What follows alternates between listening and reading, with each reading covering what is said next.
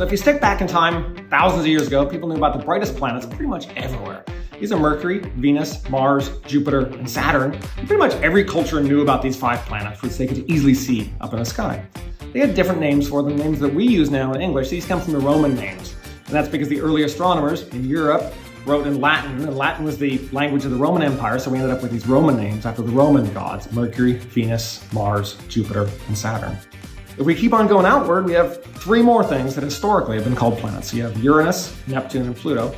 These are Greek or Roman names. These planets weren't seen by the Greeks or Romans, but because the discoverers wanted their planets to fit in with the existing theme of the mythology of the existing planets. And all these are totally different than the inner planets because these were discovered more recently. They're fainter and they move more slowly. You can't see them with your naked eye. You have to use a telescope, and that's how they were discovered.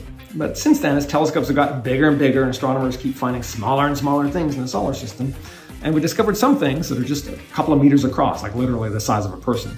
And we've discovered thousands of Kuiper Belt objects, which are more or less like Pluto, a little smaller, a little further away, but the same basic idea. Some people still call it a planet, but oftentimes it's called a dwarf planet. That's what the International Astronomical Union says, because they're a group responsible for naming things. The issue with Pluto is you're trying to define a fuzzy line between a planet and not a planet, and it boils down to size. So there's so much more in the solar system to name. There's moons, asteroids, comets, rings, Kuiper Belt objects, craters. Because we're humans, we want to name these things. It gives us a connection to the huge universe around us.